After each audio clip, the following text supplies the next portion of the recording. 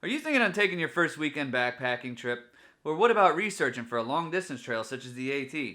Hey, in this video, we're going over 3 common questions that I noticed about hiking speed and distance while I was on the AT and on other hikes. Stay tuned in this series because we're going to go over some things you're going to want to know for your first few hundred miles.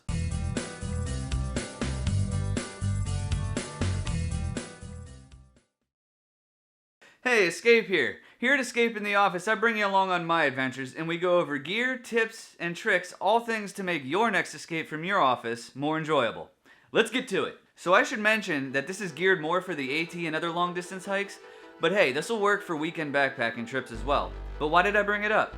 Well, I noticed it on the AT day in and day out, and even on the Minister Creek trip last weekend, we also discussed it a little bit.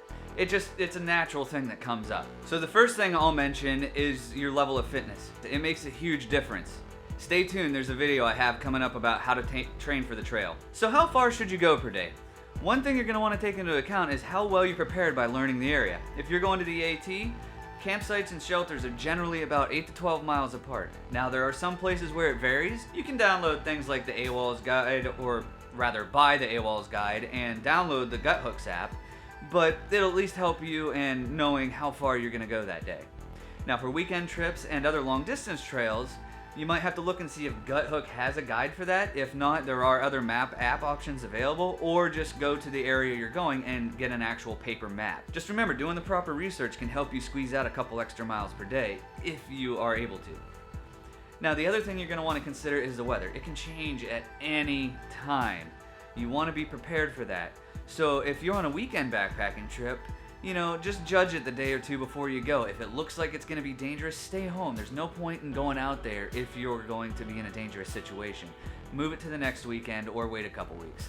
But for other long distance trails, such as the AT and the PCT, then you might just need to either Nero, hunker down a little bit and just wait for it to pass and then go, or just take a zero if you happen to be at a shelter or in town. So to help you crush some more miles, give it some time. As a beginner, you're gonna go out there and you're gonna wanna go, but your body isn't used to it. You can be in the best shape of your life, but your body is not used to carrying your pack every day. So give it time, let your body adjust, give it a few weeks, and you'll be fine. If you're on a weekend backpacking trip, you can judge how much you're gonna wanna be sore when you get home. Now when you're out there, you could also just eat some good food. Now we are commonly known for eating ramen and tuna packets and instant mashed potatoes, but you do want to include some good healthy options in there. If you're on anything like the AT, even just a section hike like the one I did in 2017, I carried some vegetables and made sure that they were mixed in. You want to make sure you get some good nutrition out there. The last thing I would say is just don't stress it. I watch people stress the miles on the AT and even on other trips. And at least on the AT, they got so stressed that they ultimately ended up leaving because they weren't having fun. Now, how fast should you move per day? Do you want to be a tortoise or a hare?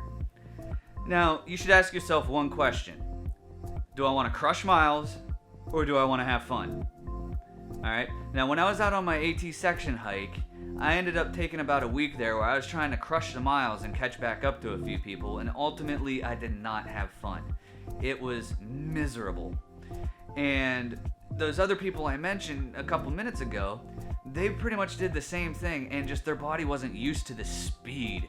And same with me, and it was just discomforting and awful and horrible. So just keep that one in mind. One thing you could also do is take a look at what you have ahead of you for the day. Remember that planning thing I talked about? Well, if you know that you got a cool view coming up, or you got, a nice little lake to sit by, whatever the circumstance is, you can plan around that. So maybe speed up a little bit in the morning so you can get to that objective, and then you can just sit down, chill, have a snack, have lunch or whatever, and then move on about the day at a leisurely pace the rest of the day while you're getting the distance you wanted to go in the first place. So, just plan ahead. The last thing I will say to this is get into a rhythm. Even after 100 miles, you start getting into a rhythm, and it just naturally starts going faster and faster and faster. Now, you can also do this listening to music, but please use earbuds. And I would actually recommend you only use one earbud. That way, if you're in any area where there's any unfriendly animals, such as rattlesnakes or grizzlies, then you'll want to at least be able to hear them. Stay safe out there. So, in discussions with other hikers while I've been out on these trails, most people tend to agree on pretty much the same thing. Give yourself a couple hours in the morning as a beginner, and also leave yourself at least 2 hours at night in the beginning. So having 2 hours in the morning and in the evening gives you plenty of time to deal with the camp stuff.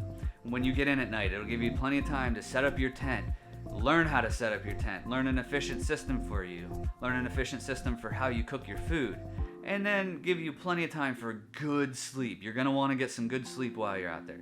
And then in the morning, it'll give you plenty of time to work your system for getting out of bed and getting everything packed and ready to go again.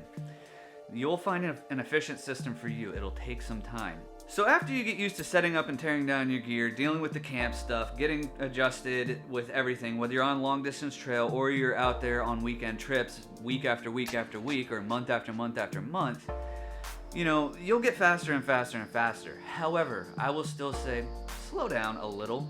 At least enjoy the trip. If you want to go out there and be a fastest known time crusher, in my opinion, the first time, take it slow and enjoy it. Then come back for the record. Well, there we have it. 3 things I noticed when I was on the trail in my first few hundred miles. If you found this video helpful, please do like, comment, subscribe, and then click that little notification bell because there are more videos coming in this series.